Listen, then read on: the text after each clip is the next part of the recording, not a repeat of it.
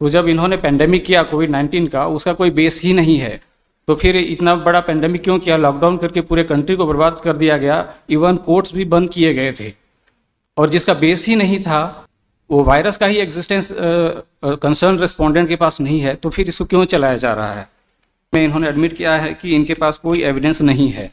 तो जो अब तक जो 200 साल से जो वायरस और पेंडेमिक का जो ये प्रोपगेशन चल रहा है, इनके पास अगर कोई एविडेंस नहीं है, तो इसको प्लीज़ क्लोज किया। पिछले 4 साल से रिस्पोंडेंट से एग्जिस्टेंस ऑफ वायरस और एटियोलॉजी पर क्वेश्चन किया था। जस्ट है क्या जी, देख रहे हैं ये सब आप जो प्रेयर किए हो, क्या ये सब डिजीज कैसे उत्पन्न हो रही है? जी सर, आप करते क्या हो? सर अभी तो मैं खेती कर रहा हूँ, पर मैंने 5 साल मेडिकल माइक्रोबायोलॉजी में कुछ एमएससी किया है, बीएससी भी किया हुआ है। अच्छा। और जब इनसे हमने क्वेश्चन किया कि एग्जिस्टेंस ऑफ वायरस का एविडेंस दो और मेडिकल माइक्रोबायोलॉजी का एविडेंस दीजिए, तो इन्होंने एडमिट किया हुआ है कि हमारे पास एविडेंस नहीं है, क्योंकि ये माइक्रोबायोलॉजी का मैटर है, तो लैब में परफॉर्म करने के लिए भी हमने कहा, पर परफॉर्म भी नहीं किया है। तो they are admitting many times sir. Kindly see page number 138। इसमें बैक्टीरिया पर क्वेश्चन किया था, पर 138 पेज में आप देखिए कि इनके पास कोई इन्फॉर्मेशन अवेलेबल नहीं है। नेक्स्ट पेज 139 में हमने एग्जिस्टेंस ऑफ वायरस पर क्वेश्चन किया था, जैसे कि मेडिकल माइक्रोबायोलॉजी जो क्लेम करता है, सेम हमने क्वेश्चन किया था इन्हीं के क्लेम के अकॉर्डिंग। तो पेज नंबर 140 में इन्होंने एडमिट किया है कि इनके पास कोई एविडेंस नहीं है। तो जो अब तक जो 200 साल से जो वायरस और पेंडेमिक का जो ये प्रोपगेशन चल रहा है, इनके पास अगर कोई एविडेंस नहीं है, तो इसको प्लीज़ क्लोज किया जाए। और they are admitting many times. Kindly see page number 129 129। इसमें भी हमने क्वेश्चन किया था, तो इनके पास बैक्टीरिया, फंगस, प्रोटोजोआ और वायरस का कोई एविडेंस नहीं है। इसमें उन्होंने हमको बुक्स दिया एविडेंस देने के बजाय।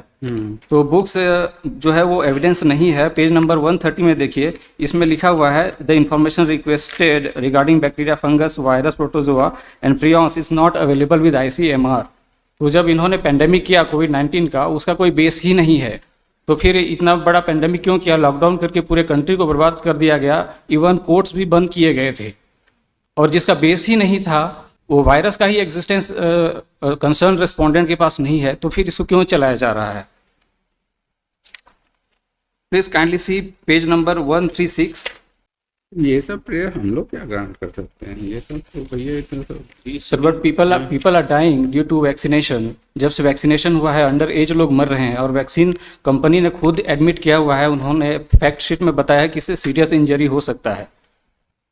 तो इनके पास अगर एविडेंस नहीं है, तो पब्लिक को क्यों परेशान किया गया था? और अभी भी children are dying due to vaccination. मेरे पास बहुत सारे रिकॉर्ड्स हैं उसके। नहीं, आपने क्या इसमें डिटेल्स दिया है कि जो ये वैक्सीनेशन हुआ, मतलब आपका कहना है एक्चुअल में कोई इस तरह की डिजीज नहीं थी और इन्होंने वैक्सीनेशन दिया? इनका कहना है कि जर्म्स नाम की कोई चीज ही नहीं होती, जर्म्स नाम की वायरोलॉजी नाम की कोई चीज ही नहीं होती, शुरू से रास्ता चला रहा है। Kindly C prayer D my Lord, last line page 26 prayer D। अच्छा, medical micrology. On the other hand, are decreed to terminate alleged virology, immunology and medical microbiology और germ theory of disease। बोलते हैं germ theory of disease कुछ होता ही नहीं, इनका कहना है। सालों से कोई एक्सपर्ट तो है नहीं, आप ये कैसे डिग्री फ्रॉम दिस कोर्ट की आप ये कोई एक्सपर्ट तो है नहीं दिया कि एक्सपर्ट बॉडी हो कोई? और नहीं सर, हमारे पास तो सिर्फ आपका एक कोई स्टडी अपना है जो कर रहे हैं आप? हमारे पास हैं, एक्सपर्ट हैं। नहीं, एक्सपर्ट की कोई रिपोर्ट है या कुछ इस तरीके की है? जी है जी। नहीं, और जो आप कह रहे हैं कितने लोग वैक्सीनेशन के बाद डेथ हो रही है, इसका कहीं कुछ डिटेल्स लेके आए हैं? हाँ, what was the cause of that death? जी, मतलब मान लीजिए किसी और वैक्सीनेशन हुआ, किसी और वजह से किसी की डेथ हो गई, तो ये हम लोग कहाँ से रोविंग इंक्वायरी और कहाँ कर पाएंगे, ये बताइए। सर, हेल्थ मिनिस्ट्री ने खुद एक डॉक्यूमेंट रिलीज किया था, वो डॉक्यूमेंट अभी है, पर इस रिकॉर्ड में मैं नहीं रखा हूँ। पिछले टाइम फाइल किए थे, उसको विड्रॉ किए थे, वो रखा हूँ मैं अभी। तो उसमें भी डेथ का रीजन बताया गया है, और वैक्सीन कंपनी ने खुद कहा है कि इससे इंजरी हो सकता है सीरियस। आपने कहीं कोई रिप्रेजेंटेशन दिया था अथॉरिटी का? हाँ जी, मैंने दिया था। काइंडली सी कहाँ पर है? Kindly C 116 of P14। तो ये जो 117 पे दिया आपने ना, जी जो रिप्रेजेंटेशंस हैं आपके, तो ये रिप्रेजेंटेशंस में आपके क्या हुआ?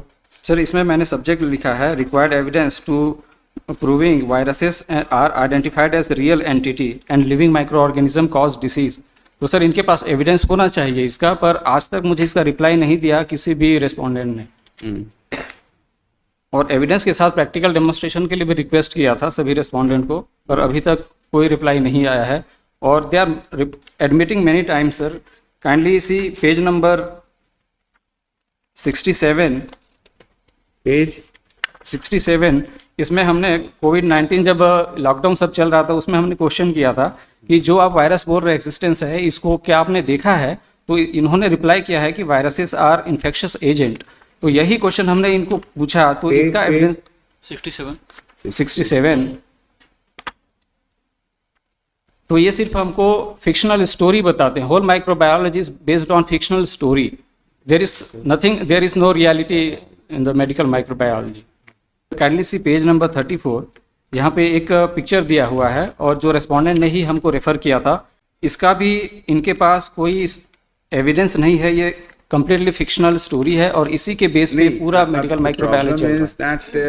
दे are being the state agency, इनकी कितनी कैपेसिटी है? It is for the Union of India to explain this. उनके पास क्या डाटा है, क्या नहीं है। तो सर मैंने कवरिंग मेमो फाइल किया हुआ है, तो उसमें kindly see page number 1। Page number 1 यही इनका डाटा है। इसमें कवरिंग मेमो में पेज नंबर 1 उसमें एक सो कॉल्ड रिसर्च पेपर है जो ICMR रिस्पोंडेंट ने ही रिलीज किया था, first isolation of SARS-CoV-2 from clinical sample in India. तो इसमें आप देखेंगे तो कम्प्लीटली फिक्शनल मेथड यूज़ किया जाता है। इसमें कभी भी आज तक सो कॉल्ड वायरस का आइडेंटिफिकेशन इन्होंने नहीं किया है। तो इस पर भी हमने क्वेश्चन किया था। ये जो पेज नंबर 1 है ये सेल कल्चर पर बेस्ड है और इसी के रिगार्डिंग हमने क्वेश्चन किया था। Kindly see page number 94। तो इसमें हमने सेल कल्चर पर क्वेश्चन किया था, तो बोल रहे हैं कि हमारे पास इसका भी कोई एविडेंस नहीं है। ये एक बेसिक कॉन्सेप्ट है जो कि बुक्स में अवेलेबल है। हमको बुक्स नहीं चाहिए था, एविडेंस चाहिए, और अभी तक कोई एविडेंस हमको इन्होंने नहीं दिया हुआ है। तो अभी तक जो जर्म थ्योरी और जो वायरोलॉजी चल रहा है ये फिक्शनल स्टोरी पर ही चल रहा है। अगर आप भी इनसे एविडेंस मांगेंगे तब ये आपको भी एविडेंस नहीं देंगे। सेम ये चीज़ एविडेंस आपको देंगे जो कि फिक्शनल स्टोरी है। अगर आप भी इसे पढ़ेंगे तो इसमें कहीं भी आपको वायरस का एग्जिस्टेंस और डिसीज कॉजिंग प्रॉपर्टी आपको नज़र नहीं आएगी। तो इस पर जब हमने क्वेश्चन किया तो इसका भी इनके पास कोई एविडेंस नहीं है जो डेटा अभी आपने पूछा हुआ है। Kindly see page number 8। इसमें जैसे इन्होंने बताया है कि वायरस जो है वायरुलेंस होता है। ऐसा है, दोनों लोग एक एफिडेविट फाइल कर लीजिए, वी सी टू इट आपका भी क्या स्टैंड है, then we finally decided what he has come forward, तो at least it is required to be replied by you whatever may be the case, है ना। लिखिए 4 वीक्स 2 वीक्स काउंटर जॉइंटर कर लीजिए, रिटर्न फाइल करें, ठीक है ना। जवाब मंगा लेते हैं, देखते हैं क्या कहते हैं, ठीक है ना। 4 वीक्स 2 वीक्स एक आप लोग भी अपना रिप्लाई फाइल कर दो, यूनियन ऑफ इंडिया फाइल कर दें, है ना, ठीक है ना। That is all.